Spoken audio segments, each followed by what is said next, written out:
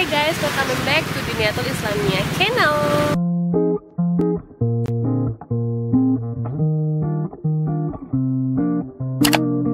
Jadi di konten kali ini kita bakal ngadain sesuatu hal yang berbeda dari konten kita sebelumnya.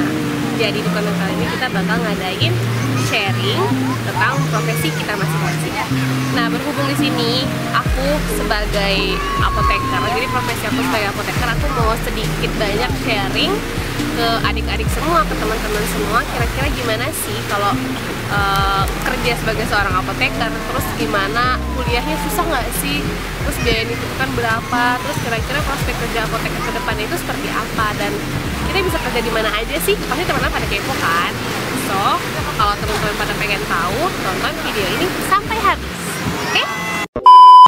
Jadi yang pertama aku mau ngenalin apa itu farmasi. Farmasi itu adalah ilmu yang mempelajari tentang obat.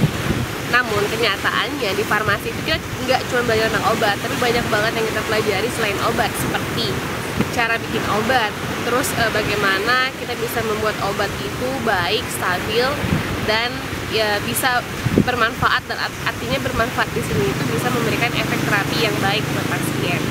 Selain itu di farmasi juga teman-teman tuh bakal belajar bagaimana obat itu bereaksi di tubuh, obat itu bekerja, obat itu memberikan efek samping dan sebagainya. Jadi sebenarnya cakupan ilmu farmasi itu banyak banget, dan buat teman-teman yang memang hobi banget, kayak tantangan, hobi banget belajar hal-hal yang baru, dan menurut aku itu sangat cocok banget buat teman-teman semuanya.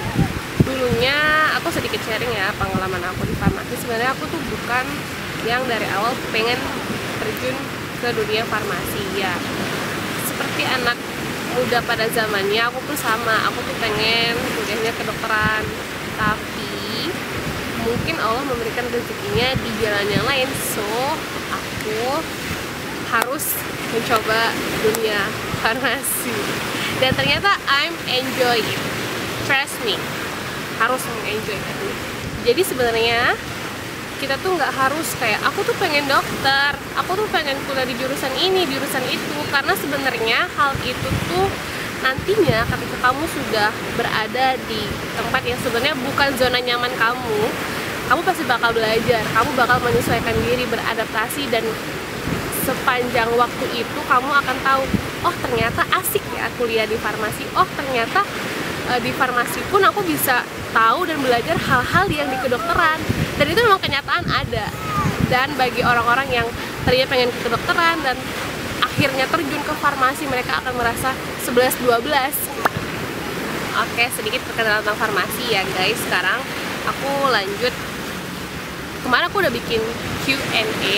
Kira-kira aku harus sharing apa ke teman-teman, kira-kira ilmu apa ya yang sekiranya teman-teman tuh butuhkan, terutama buat teman-teman yang masih galau, bingung memilih jurusan apa.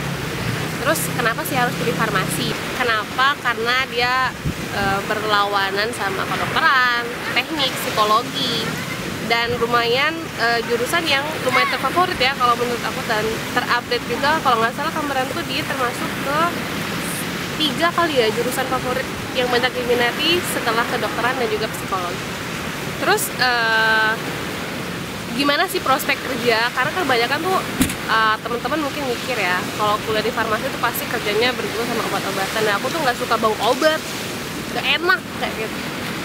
Ternyata enggak loh guys. Kalian kalau udah masuk ke farmasi dan apabila kalian melanjutkan pendidikan ke jenjang yang lebih tinggi, misal kalian ambil apoteker ya, nah ternyata prospek kerja kalian tuh luas banget. Jadi kalian bisa kerja di industri, bisa kerja di rumah sakit tentunya, praktek di apotek, atau kalian bisa juga kerja di dinas kayak bisa di Bepom atau dinas kesehatan.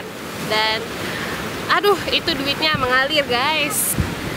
Nah, untuk izin praktek kita tuh punya kayak special apa ya, kalau menurut aku sih kayak sesuatu yang spesial dibandingkan dengan profesi lain, karena kita punya namanya surat izin praktek. Dan surat izin praktek itu kita bisa berlaku sampai 3 tempat. Jadi kamu bisa praktek sampai 3 tempat. Misal kamu paginya praktek di rumah sakit, terus kamu siangnya praktek di apotek, dan kalau memang memungkinkan malamnya juga kamu masih bisa praktek, bisa di klinik atau ya yang kira-kira mereka yang membutuhkan nama kamu. Next, itu banyak banget teman-teman yang kepo gaji apoteker tuh berapa sih kak? Gaji kerja di farmasi itu berapa sih kak? Karena farmasi itu dia punya banyak tingkatan ya, ada dari SMF, kemudian ada D3 farmasi, ada S1 farmasi, kemudian apoteker, dan paling tinggi itu S2 atau S3 farmasi kayak gitu. Nah, jenjang gajinya juga beda-beda. Nah, mungkin karena aku sekarang di sini posisinya sebagai apoteker, ya kalau kerja di ibu kota ya, ibaratnya kalau di ibu kota itu terutama di rumah sakit kalian bisa sampai 2 digit. Kalaupun nggak 2 digit, ya minimal di atas 6-7 jutaan. Keren kan? Klik. Dan teman-teman juga nggak usah takut kalaupun kalian kerja di apotek, jaga toko obat doang, kalian tuh bisa titip nama. Artinya apotek itu bisa pinjam nama kalian buat surat izin, dan itu gajinya buat titip nama aja tuh kalau di ibu kota mungkin bisa 4 dan ke atas ya.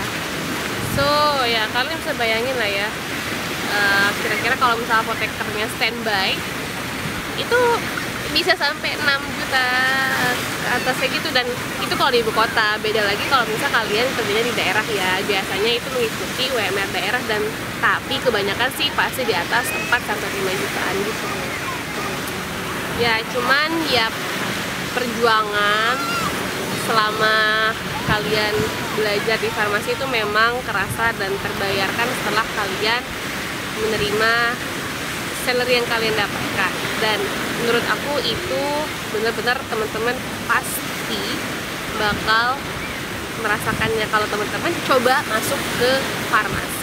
So, sekian dulu sharing-sharing tentang gimana dunia farmasi, perkenalan tentang farmasi itu apa.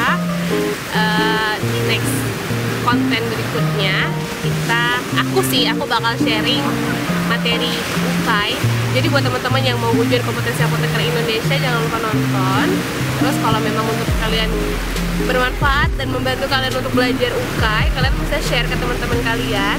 Dan kalaupun memang kalian butuh banget materinya dan kalian rasa, ih aku enakan kalau belajar dengerin orang kayak gitu, karena kalian bisa komen di bawah atau DM IG aku, nanti aku kasih tau IG-nya apa. Dan insya Allah aku balas, oke? Bye bye, see you in the next vlog or next content. Bye bye.